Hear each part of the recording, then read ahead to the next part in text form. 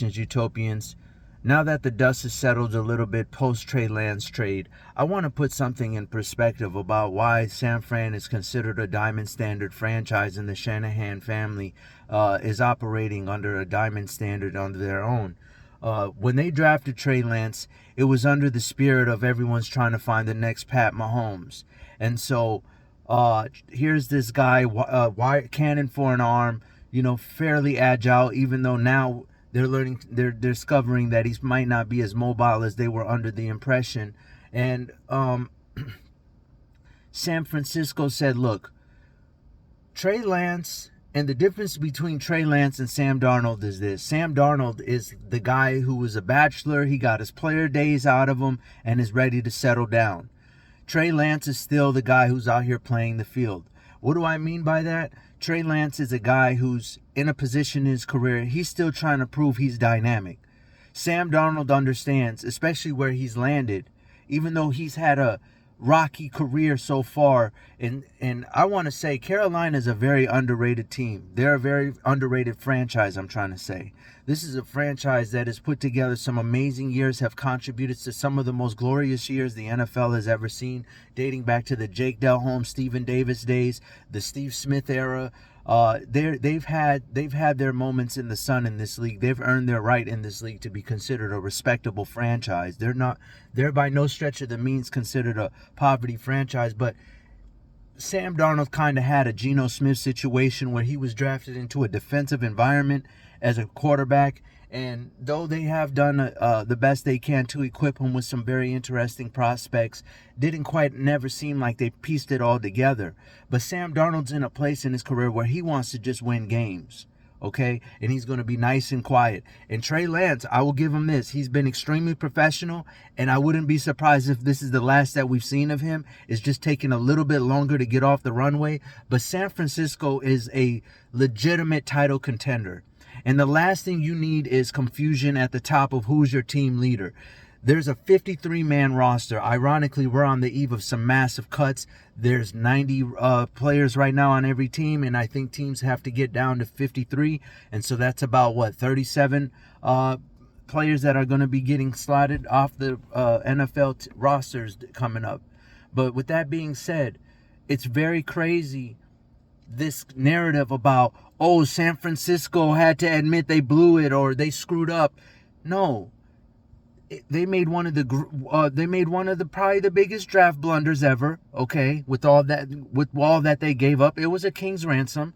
But they also got one of the greatest draft picks of all time, possibly, in Brock Purdy, a seventh round irrelevant pick most of the time historically, and he's not Tom Brady, even though Brady was drafted in the 6th, but the guy had a smashing start to his career that even if he does nothing else, it was a legendary start for a 7th round guy. You know what I mean? We've seen so many of those just get scoffed at. Oh, you gave up. Isaiah Simmons was traded for a 7th rounder, and people are like, oh, that's a steal, even though it's been, relatively difficult for him to get off the runway. But still, people consider that a steal. Like, what's a 7th round pick? But the San Francisco 49ers just raised the bar because the 7th round pick could land you a starting quarterback in a league where you see the market right now. And speaking of market, Trey Lance quietly going to Dallas, which no one's talking about. This is very interesting because Dak is due for another contract. And I can't see the Dallas Cowboys and Jerry Jones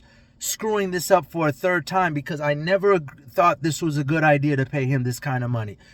The Dallas Cowboys are a Super Bowl or bust franchise. That arena, that stadium, there's no way that anything short of a championship is acceptable, okay? And so if he expects another big time mega contract extension, that's what the market is, and that was his primary argument when he won the first time around. The contract that he's in now, by default, he won the negotiation. He survived it. Back-to-back franchise tags. You had one chance to see that, hey, you're not winning a Super Bowl like this. They had a second time, and they still paid him. And there's no way that this time, if you're Dallas, you're going to pay for anything less than a Super Bowl appearance this year. They've plugged every hole that they need to, on offense and defense. Brandon Cooks, Stephon Gilmore. To me, these are the diamond standard of quality veteran production, consistent to the point of it being damn near mind-numbing. And Trey Lance just quietly, because they know Cooper Rush, he exposed a lot on Dallas in last year. I don't have to be the most talented quarterback. The team rallies around me. It's the defense knows that Cooper is not a Pro Bowl type quarterback, but they rallied around him. They played hard for him. You don't have to have the smartest coach. An inspired team is going to beat the team that's all X's and O's every day of the week. It's a game. At the end of the day, there's just certain games, especially when it's like everyone's talented. It's like, I put my big boy pads on, you put yours, and we're going to collide, and we're just going to see what happens. Sometimes you just got to stand on business. We don't care X's and O's, who's better on pay. It doesn't matter. I'm putting my pads on, you put your pads on, and we're going head on. And that's what the team's mentality was under Cooper Rush. Then Dak comes, and granted, they played a difficult schedule. But the Cowboys know there's something fundamentally wrong in that locker room. Trayvon Diggs' recent comments in practice that caught national headlines. They know that had something to do with it. No way that your team leader at quarterback is getting talked about. So now the Cowboys throw that wild card in there and say, we'll give up a fourth and see what we can do with Trey Lance. Especially with the proper tutelage. Cooper Rush is now going on his 8th season. That guy is going to be... I'm going to put it like this. Cooper Rush is going to make more money as a coach in his second act of his career than he'll ever make as a player. That guy is going to, he's got some great knowledge, and he's been with some great coaches. Kellen Moore, the current coach right now from Green Bay that's on Dallas's roster right now. He's seen his fair share of great coaches. Okay? And so I'm not, I don't know why I can't think of his name. I see his face, but at this point, you got to understand that San Francisco, what I love the most is they're like, look, we're willing to look bad. Kyle Shanahan made some comments about we could have done some things differently. And the most thing that I liked about, and this is what championship organizations do.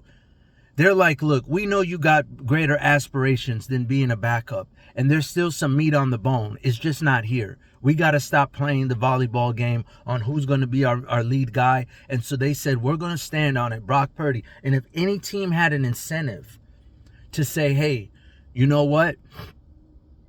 We know how dangerously thin the quarterback position can get. It's them. They went 3 deep at quarterback. They literally played 3 different quarterbacks in the Super Bowl. And they said, we'll find somebody else.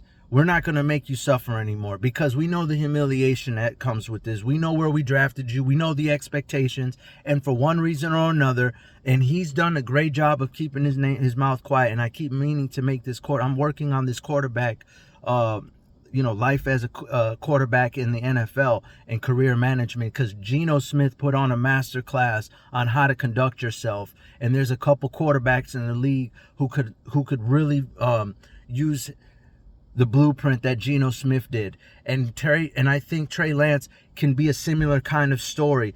Let him be forgotten about. Let him just be on the bench. Let him cook. Let him go somewhere where there's no question who's the starter. And then he'll just re-pop up on you out of nowhere and be like, oh man,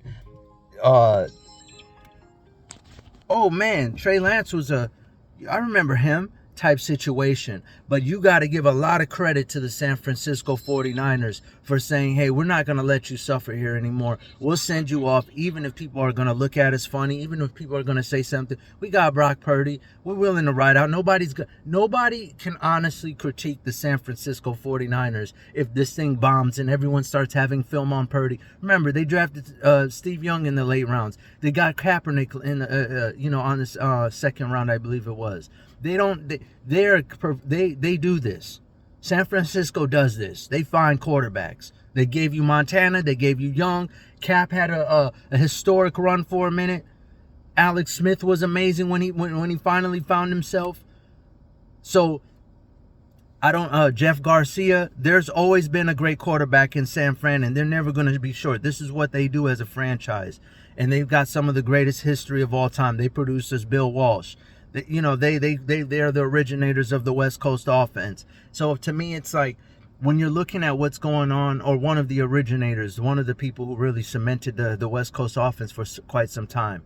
Obviously, the offense has gotten way more advanced and things have changed, but it's relatively still the foundational stuff that's been used has always been there. But honestly, you got to give credit to San Francisco falling on their sword, saying, look, we don't want you to suffer here. We don't want the controversy either. They even excused him the day that he was announced as the third string to save him from the embarrassment. This is a class act organization, you know what I mean? And then they were like, it's time to turn a new leaf. We're all in on Brock. We're going to go sign Sam Darnold, who has plenty of experience, which the league loves, regardless of whatever your production level was. If you started in the league multiple games, you're valued as a quarterback. The next thing is, are you a locker room guy? Can you be quiet as a backup? Because if you're not starting, there's no reason why you need to be heard of. You need to be wearing your coaching cap. And that's exactly what Sam Darnold's going to do. He's been humbled. He's going to a great situation. I think he can have a similar moment like Baker Mayfield had with Sean McVay in Los Angeles last year. Then he goes to Tampa. He's just announced as the starter for the Buccaneers. They did get some injuries, but they, at the end of the day, they got Mike Williams, they got Godwin. They're going to be just fine. Those are still one or two best tandems in the league. So there's a little questions at running back, but at the end of the day, this whole situation is how you handle yourself as a franchise. Well done to the San Francisco 49ers. And hopefully now they can pan out a deal with Bosa. But this is an exemplary job of how a franchise should handle a team, handle a player. Global, out.